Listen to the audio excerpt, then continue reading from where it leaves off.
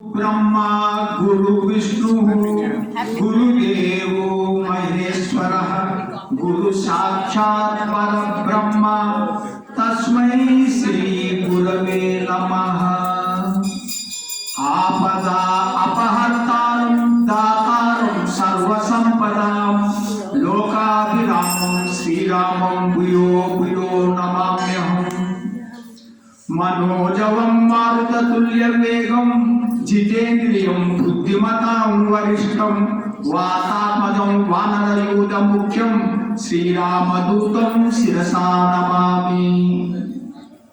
नीलातुङ्गस्तनगिरितटी सुप्त उद्बोध कृष्णं पारात्मं स्वं श्रुतिशतसरसिद्ध अध्यापयन्ति चोशिष्टायां सजनिगणितं या बलात्कृत्य भुङ्क्ते गोदा तस्यै नम इदमिदं भूय एवास्तु भूयः। भूतं सरक्ष महताय भट्टनाथ श्री भक्तिसार कुलशेखर योगी वाहन वक्रांग्रेणु परकाल यतीन्द्र मिश्रान् श्रीमत् परांकुश मुनिं प्रणतोस्मि नित्यं। हरि ओम। భగవద్ బాంధవులారా, మనం ఒకసారి మన ఓంకారాన్ని మూసాలు చెప్పుకుందాం. నిటారుగా ఉండండి. ఓ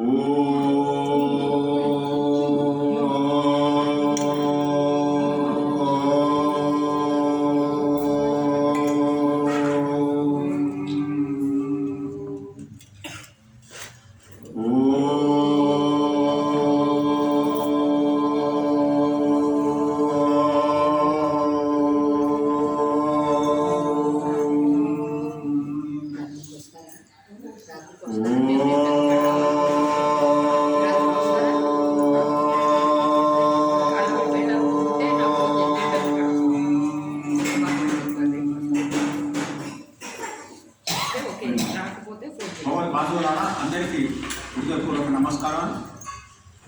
మనం ఈరోజు 10వ పాసురం. మనకు గోదాదేవి ఈ యొక్క 30 పాసురాలలో 15 పాసురాలేమో పూర్వభాగం, అది 15 పాసురాలేమో ఉత్తర భాగం. అంటే ఇప్పుడు మనము ఉత్తర భాగంలో 10వ పాసురంలో మనం చెప్పుకుందాం. ఒకసారి 10వ పాసురం చెప్పుకుందాం. అంబరమే తన్నీరే సోరే అరుం శైవ్యం எம்பெருமான் நந்த கோபால எரிந்திராய் கொம்பனார்க்கெல்லாம் குளிந்தே குலவிளக்கே எம்பெருமாட்டி யசோதாய் அறிவுராய் அம்பரம் உடரத்து ஓங்கி உலகலந்தா அம்பரம் உடரத்து ஓங்கி உலகலந்தா கும்பர கோமான் உறங்காது எரிந்திராய் கொம்பனார்க்கெல்லாம் குளிந்தே செல்வா செம்போர்கள் அடிச்செல்வா பலதேவா కుంగుయిం నీవు ఉరంగేలో ఏంటంటే ఈ మాటల వల్ల డిస్టర్బ్ అయిపోతున్నాం. ఎందుకంటే సాధారణంగా మనం ఇది మాట్లాడుతుండడం వల్ల మనం ఏమవుతుందంటే ఆ ధార అనేది డిస్టర్బ్ అయిపోతుంది.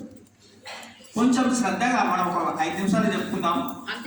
ఎందుకంటే ఏం లేదు, ఈ యొక్క పాశ్రంలో మనకు గోదాదేవి ఇప్పుడు ఆ అందరు గోపికలతోని నందభవనం యొక్క లోపలికి ప్రవేశించారు. ఆ తర్వాత ఈ యొక్క నందగోపుడు, యశోదమ్మ, శ్రీకృష్ణుడు, బలరాముడు పండుకున్న చోటికి వచ్చారు. అంటే ఇప్పుడు నలుగురు అక్కడ ఉన్నారన్నమాట. ఇప్పుడు నందగోపుడిని మొట్టమొదటి లేపుతుంది ఎవరు? మన గోదాదేవి గోపికలందరూ కలిసి. అయితే ఆ నందగోపుడు యొక్క ఆయన ఏంటి, ఆయన యొక్క ఔదార్యం అంటే ఆయన దాన గుణాన్ని తెలియజేస్తుంది. అంబరమే తన్నీరే సోరే అరుణశయ్యం అంటే అంబరమే అంటే వస్త్రాలు, అంబరమే తన్నీరు అంటే నీరు, సోరే అంటే అన్నం. ఈ మూడట ఆయన ధారాళంగా ధర్మబుద్ధితోని ఏమి ఆశించకుండా దానం చేస్తున్నాడు అనమాట. ఎవరు? మన నందగోపాల్. అంటే అంబరమే తన్నీరే సూర్య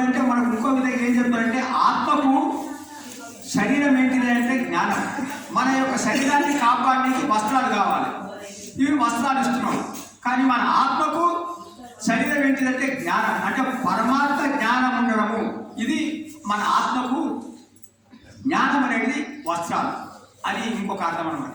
తన్నీరే అంటే నీళ్ళు ఎవరికి కావాలంటే నీళ్లు దానం చేస్తున్నాడు ఎవరు? మన నందగోపాలు. ఇక్కడ నీరంటే పరమాత్ముని యొక్క లీలలు, పరమాత్ముని లీలని వినడమే ఈ భక్తులకు నీరుగా ఉంటుందన్నమాట. ఇది ఆ పరమాత్మ లీలలు వినడం అంటే నీరు తాగడం అన్నమాట. ఇది ఆత్మకు అవసరం. పరమాత్మ లీలలు, పరమాత్మ జ్ఞానము, పరమాత్మ యొక్క లీలలు అవసరం. తర్వాత అన్నం ఎందుకంటే జవసత్వం కావాలి కాబట్టి అన్నం ఇస్తున్నాడు నందగోపాలు. అన్నం అంటే ఇక్కడ ఏంటంటే పరమాత్మ యొక్క కీర్తనలు, భగవంతుని భక్తుల యొక్క సహవాసం. ఇది మన జ్ఞానానికి మన ఆత్మకు అవసరం. ఈ మూడు వల్ల మనం పరమాత్మ దగ్గరికి పోతాం అన్నమాట. ఇది మనకు ఈ యొక్క పాసంలో మొదటి లైన్ మనకు తెలియజేస్తుంది. ఇప్పుడు మూడో లైన్, కొంబనార్కెళ్ళాం కొలిందే కులవిలెక్కే. కులవిలెక్క అంటే ఈ గొల్ల కులంలో ప్రకాశమానంగా ఉన్నటువంటి అనమాట ఈ యశోదాదేవి. కొంబనార్కెళ్ళాం అంటే ఒక పబ్బలి చెట్టు ఉన్నాయంట. అవి ఈ నది ప్రవాహం దగ్గర పెరుగుతాయి. పబ్బలి చెట్టు చాలా సుకుమారంగా ఉంటాయి అన్నమాట. అలాంటి సుకుమారమైన శరీరం కలిగినటువంటి ఈ సమూహానికి ఈ యొక్క యశోదాదేవి ఒక మన చిన్న లేత ఆకుల వంటిది అన్నమాట. ఎవరు? యశోదాదేవి. అంటే ఎందుకు లేత ఆకులతో పోల్చిందంటే చెట్టుకి ఏమైనా దెబ్బ తాకితే లేత ఆకులు వాడిపోతాయి. అదేవిధంగా తన ఉన్నటువంటి ఈ యొక్క వేపలలో ఎవరికైనా ఏ బాధ కలిగినా కూడా యశోదమ్మ బాధపడుతుందంట. అందుకోసమే యశోదమ్మ మంగళ దీపంగా, అంటే ఆ యొక్క వంశంలో గొల్ల వంశంలో మంగళ దీపంగా ప్రకాశిస్తుంది. ఎందుకు? అందరికీ సేవ చేస్తుంది అనమాట. అలాంటిది యశోద అంటే కీర్తి ఇచ్చినది. మనకు ఈ యొక్క నందగోపుడు అంటే ఆచార్యుడితో సమానం. ఆచార్యుని ఆశ్రయిస్తే మనకు యశోదమ్మని ఇస్తాడు, అంటే మంత్రం ఇస్తాడు. పరమాత్మని మనం ఆచార్యుని ఆశ్రయిస్తే మనకు మంత్రం ఇస్తాడు. ఇక్కడ మంత్రం అంటే యశోద. మాత యంత్రము, మాత అంటే మంత్రము, మన పిత అంటే గురువు. అంటే ఇక్కడ నందుడు ఆచార్యుడు స్థానంలో ఉన్నప్పుడు మనకు ఆచార్యుని ఆశ్రయిస్తే మనకు మంత్రాన్ని ఇస్తారన్నమాట. ఆ మంత్రాన్ని మనం జపం చేస్తే పరమాత్మ మనకు లభిస్తాడని ఈ విధంగా మనకు తెలియజేస్తుంది. సో ఆచార్యుడు తర్వాత మంత్రం దొరికిన తర్వాత ఇప్పుడు శ్రీకృష్ణ పరమాత్మని వీళ్ళు నిద్రలేపుతున్నారు అన్నమాట.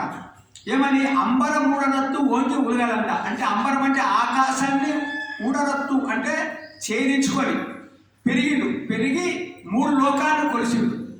ఆ తర్వాత నిత్యసురులకు దేవతలకు కూడా ప్రభు అయినటువంటి వాడు. అలాంటి స్వామి నువ్వు పడుకోకూడదు, లేవయ్యా అని శ్రీకృష్ణుడు లేవు. అప్పుడు శ్రీకృష్ణుడు మెల్లగా సైగ చేసిండు, మా అన్నని లేపాలి కదా అని.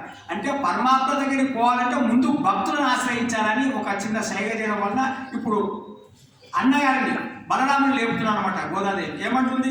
శంభోర్ కళ అడిసెల్వా బలదేవ. అంటే ఆ పాదానికి మంచి ఎర్రనైనటువంటిది, మంచి అయినటువంటి బంగారు కడేగల పాదం ఉన్నటువంటి ఓ బలదేవ, ఉంబుయు నీవు నీ తమ్ముడైన శ్రీకృష్ణుడు ఇద్దరు లేవాలి కదా, పండుకోవద్దు కదా అని ఈ గోదాదేవి వెతుకుంటున్నారు అనమాట. ఎందుకంటే ఈ యొక్క ఎవరు? మన బలరాముడు. ఎలాంటి వాడు బలరాముడు? ఇప్పుడు రామాయణంలో రాముని సేవ చేయడానికి లక్ష్మణుడు వచ్చి సేవ చేశాడు. లక్ష్మి సంపన్న అని. అదేవిధంగా ఇప్పుడు శ్రీకృష్ణ అవతారంలో శ్రీకృష్ణుడు సేవ చేయడానికి బలరాముడు అండగా వచ్చాడు. నువ్వు పరమాత్మకి సేవ చేయడానికి వచ్చి లక్ష్మణులాగా నిద్రపోకుండా సేవ చేయాలి, కానీ ఇలా నిద్రపోతావా ఓ బలరామ అని ఒక ఆక్షేపణ అనమాట. ఇంకొకటి శేషశాయి మీద పడుకుంటాడు. అంటే ఆదిశేషు అవతారం బలరాముడు. శేషశాయి మీద స్వామి పండుకోవాలి, కానీ ఈ శయ్య పండుకోకూడదు కదా. శయ్య పండుకోవడం ఏంటి? బలరాముడు పండుకోకూడదు కదా, స్వామి సేవ చేయాలి కదా అని ఇంకొక రకంగా చెప్తున్నాను. అంటే పరమాత్మను మనం చేరుకోవాలంటే ముందుగా భక్తులను చేరుకొని పరమాత్మ దగ్గరికి వెళ్ళాలి. అంటే ఈ పాశ్రంలో మనకి ఏం చెప్తుందంటే మొదట ఆచార్యునికి శరణాగతి చేయాలంటే నందగోపుడు ఆచార్య రూపంలో ఉన్నాడు కాబట్టి ఆయనకు శరణాగతి. అంటే గురువుకు శరణాగతి చేస్తే మనకేమిస్తాడు? మంత్రం, అంటే యశోదమ్మని ఇస్తాడు, అంటే మంత్రాన్ని ఇస్తాడు. ఆ మంత్రాన్ని సాధన చేస్తే మనం భగవంతుడి దగ్గరికి పోతాం. భగవంతుడు పోతే పూర్తి అయిందంటే పూర్తి కాలే. భక్తుడు దర్శనం కూడా కావాలంట. అంటే ఆచార్య దర్శనము, మంత్ర సాధన, పరమాత్మ, తర్వాత భక్తుడు, ఈ 4 ఉంటేనే మనకు ఇది దర్శనం పూర్తయిపోతుంది అనమాట. ఇది ఈ యొక్క పాసురం ముఖ్య ఉద్దేశము. ఇది దానం అంటే ఆ నందగోపుడు యొక్క ఔదార్యాన్ని తెలుపుతున్నటువంటి పాసురము. భగవంతుని కృప కావాలంటే ఈ పాసురాన్ని అనుసంధానం చేస్తే భగవంతుని కృప ఎక్కువ దొరుకుతుంది. ఆ తర్వాత భక్తునికి ఉండాల్సిన ముఖ్య లక్షణంలో 3 ఉన్నాయండి, జ్ఞాపకం పెట్టుకోండి. పెద్దలు చెప్తున్నారు. ఒకటి, భక్తుడు కానీ ఈ యొక్క భగవంతుని కీర్తనలు చేయవాడు కానీ ఎలా ఉండాలంటే గడ్డిపోచ కంటే నేను తప్పవాడిని అన్న భావం ఉండాలండి. గడ్డిపోచ కంటే తప్ప ఒకటి, ఈ భావంతో ఉండాలి భక్తుడైన వాడు. గడ్డిపోచ ఎలా ఉంటుందండి, కాలు పెట్టినా కూడా అది ఊగిపోతుంది. తో గడ్డిపోచ కంటే తప్ప. రెండోది, చెట్టుకున్నంత సహనం ఉండాలండి, ఓర్పు ఉండాలి. ఓర్పు అంటే ఇప్పుడు ఆ చెట్టు కింద ఉంటే నీడిస్తుంది, చెట్టు ఆకులు ఇస్తుంది, చెట్టు ఫలం ఇస్తుంది. ఒక పండ్ల ఉన్న చెట్టుకు రాయి కొడితే కూడా అది ఫలం ఇస్తుంది కానీ ఏమనదు. తో అంత ఓర్పు ఉండాలి భక్తునికి. మూడోది ముఖ్యంగా ఏంటంటే ఈ భక్తుడైన వాడు ఎలాంటి ఈ సమ్మానం కానీ ఎలాంటి ఆసక్తి కానీ ఉండకుండా ఉండాలి. తర్వాత ఇతరులకు గౌరవం ఇవ్వాలి కానీ తను గౌరవం పుచ్చుకోవడానికి ఏమాత్రం ఇది ఉత్సాహం చూపకుండా ఉండాలి. అంటే ఇతరులకు గౌరవం ఇవ్వాలా, ఇతరుల నుంచి ఏం ఆసక్తి లేకుండా ఉండాలి. ఈ 3 అనమాట. గడ్డి కంటే తప్ప సహనం ఉండాలా, ఇతరులకు మనం సన్మానం చేయాలి కానీ మనకు సన్మానం చేయాలనే కోరిక ఉండకుండా ఈ 3 మనస్సులో పెట్టుకొని ఆ భగవంతుని దగ్గరికి వెళ్ళాలంటే ఈ యొక్క 3 ప్లస్ ఆచారుడి శరణాగతి, మంత్రము, తర్వాత పరమాత్మ దర్శనము, భక్తులతో సహవాసం. మనకు మరి గురువు లేడు కదా. ఎలా అంటే పెద్దలు ఏం చెప్పిందంటే హనుమంతుని గురువుగా భావించవచ్చు. జై జై జై హనుమాన గోసాయి కృపాకరో గురు దేవకి నాయి. గురువులాగా మమ్మల్ని కృప చేయో హనుమంత అనే ఆంజనేయుని కూడా మనం గురువుగా భావించి మనము ఈ యొక్క ఆధ్యాత్మిక మార్గంలో ముందుకు పోవచ్చమ్మా. హరే నమః, హరే నమః, హరే నమః.